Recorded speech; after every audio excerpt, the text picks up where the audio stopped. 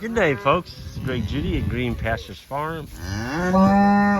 Today I came over here and moved the cows, and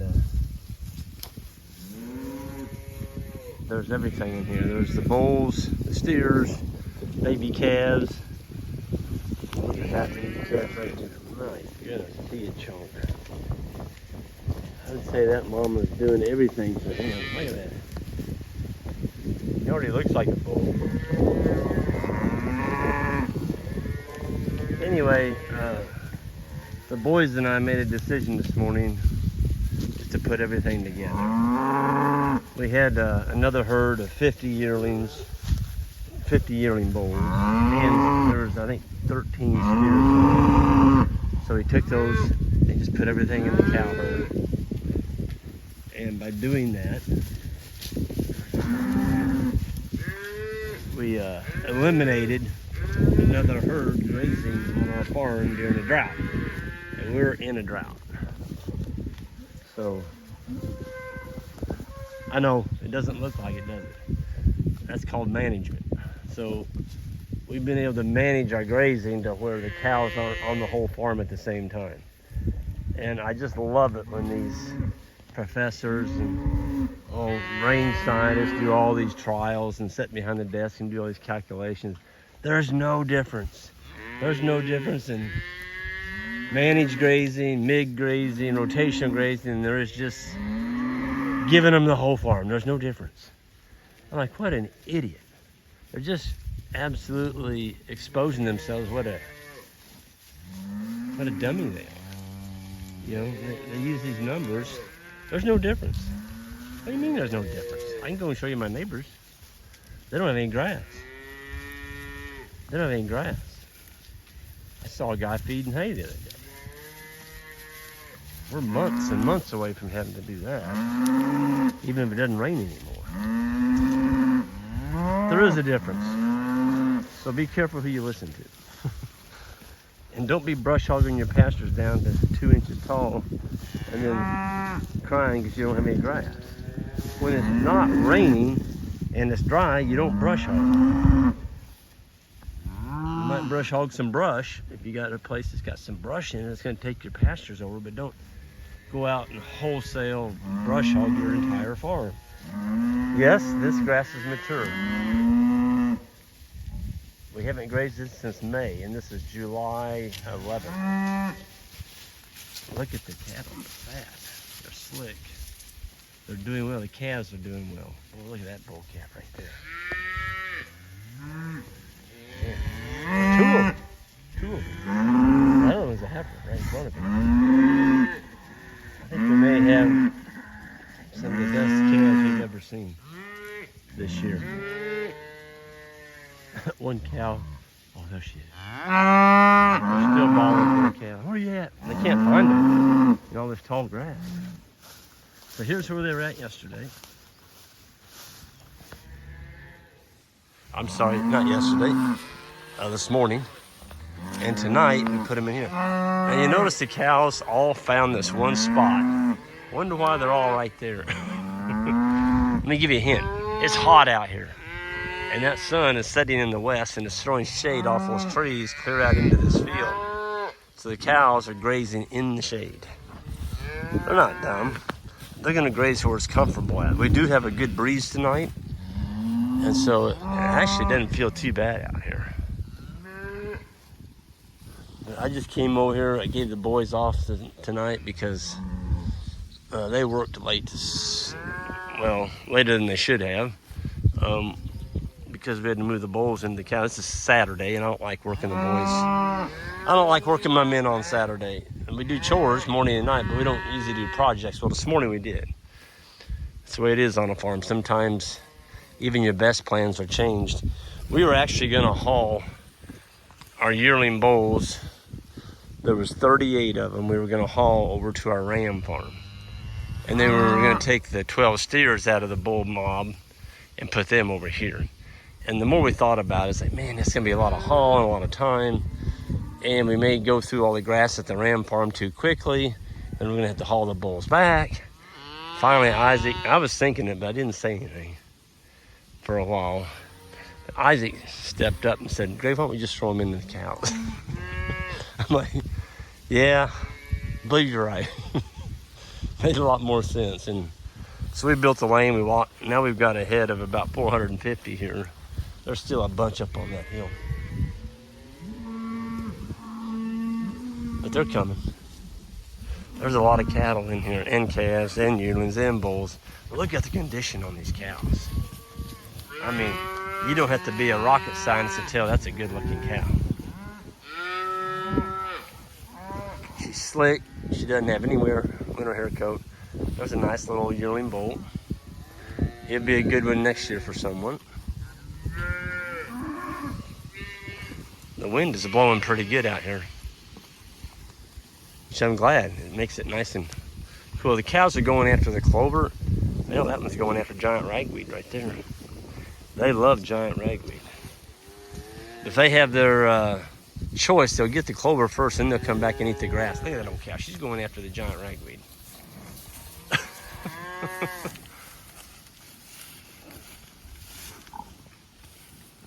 I don't think these cows are lacking for food. I really don't. Man, look at this heifer coming. This is a little yearling heifer. She was born in April or May. And look at her tag, 222. That'd be in April. She's an April-born calf. Look at this thing. I mean, she is a beaut.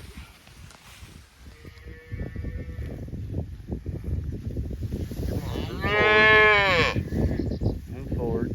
There you go. She already looks like a little cow. Wow, she's beautiful. You might want to be, you're thinking about some animals. We're going to be having, I think we've got a few steers left. That deal going the third week of July. I think there's a few left for that sale. They're 500-pound steers. But we're also going to be auctioning off some heifers on our website. That's going to be coming up in the next week. And so you can kind of watch for that. But yeah, the cows all look good. They're working over the grass. Oh, I got this thing on too close. I just wanted to show something about gut capacity though, folks. Look at the gut on that cow. That's what you're trying to breed into your animals, is gut. That cow right there, she's gonna go probably 1,000 to 1,050.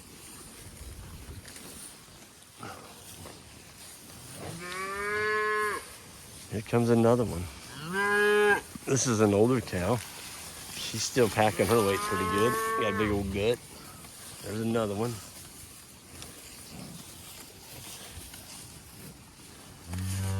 Now they're starting to come down the hill. There's probably still another 50 left up on the hill or more, bringing their calves with them.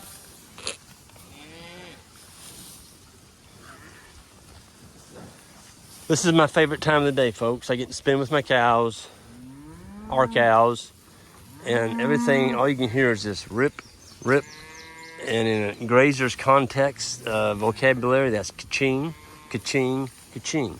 Every time they take a bite of grass, which is grown by sunlight, it's putting on weight. No fossil fuel required. No heavy tillage, no chemicals, no sprays, no herbicides, pesticides, fungicides, no GMO grains, no ripping the soil open. Herbivores. They existed on this earth since it was created, and now all of a sudden they're bad. Oh, we got to get rid of the cows. What a bunch of kooks. Don't listen to them, folks. They're idiots. They don't know what the heck they're talking about. They've got an agenda, and they want us to live by their agenda, and it's nuts. But we're going to keep doing what we're doing. Because with the way fossil fuel prices are going, and the way we're killing our soils with all this monocropping, I'm not sure they'll even be able to have their soy burgers. I mean, this ground's getting such poor shape, it may not even grow soybeans. So all the people are saying this is bad. This isn't bad, this is the way it's always happened. So you had a large herd of herbivores, buffalo, moving across the prairie, and they're always being contained in a tight area like this by predators. Predators. Why were they confined with predators? It was because there was something trying to kill them. And so they had to stay together in large numbers for safety.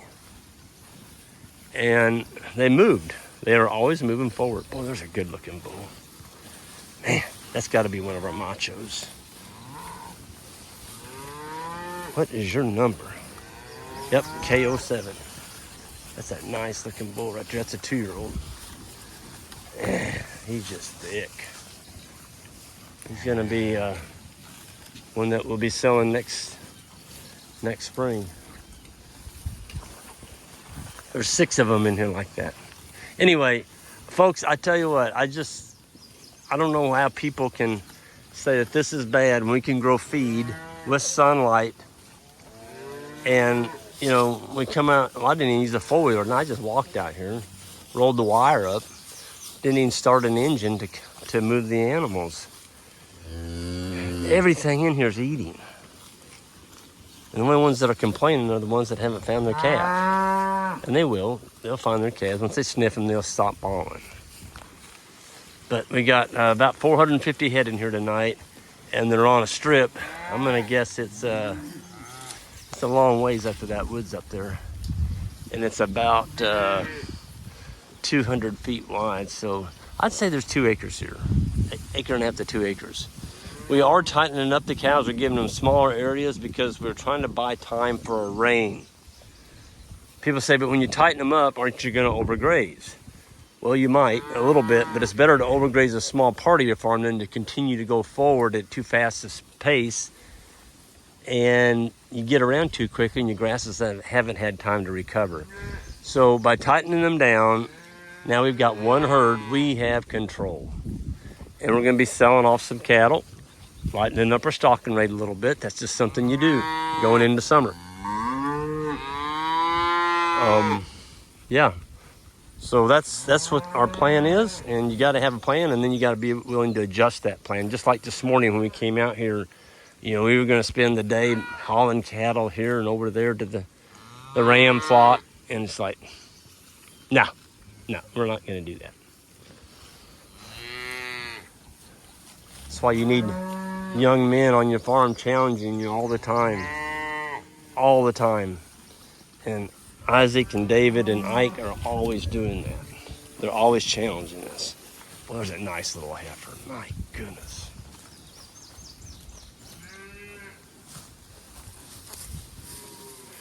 Isaac's got 3 heifers in here, and they've all calved. And I think 2 of the 3 had heifers. So Isaac's herd is now at 6. He's building his herd right along beside us. Well, there's a nice bull. If you're going to have somebody, you know, work for you full-time, folks, I really think you need to give them some skin in the game. I say give them. They need to earn it. And Isaac bought them. He bought these heifers. I don't think you need to give anybody anything. Just giving people stuff. They don't appreciate it. And if they don't work for it, it doesn't mean as much. I was talking to a CPA the other day. He works with estates. And he said, yeah, Greg, you know what they call inheritance? Funny money. I'm like, what? Funny money. So funny money is money that you didn't work for. You just got it from your parents. And he said the average lifespan of funny money is 1.5 years. It's gone. It's gone. The kids didn't work for it. They went out and bought cars, play toys, and it's gone in 1.5 years. So this giving everybody everything, folks, it doesn't work. And that's why there's people today don't want to work. We went to a restaurant the other night and there wasn't anybody in it. And the tables were all empty, but they could only take like 2 or 3 customers at a time because they didn't have anybody working. They couldn't get anybody to work. And that would have been a place that was just beaming with customers and business. It wasn't. So, yeah, this giving stuff away, just give. It's a good way to turn your country into a socialist country. And sorry, but America wasn't built on that. Boy, look at that bull right there. My goodness. He's a macho.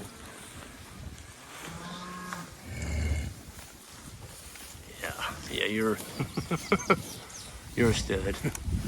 My goodness. He is a beaut.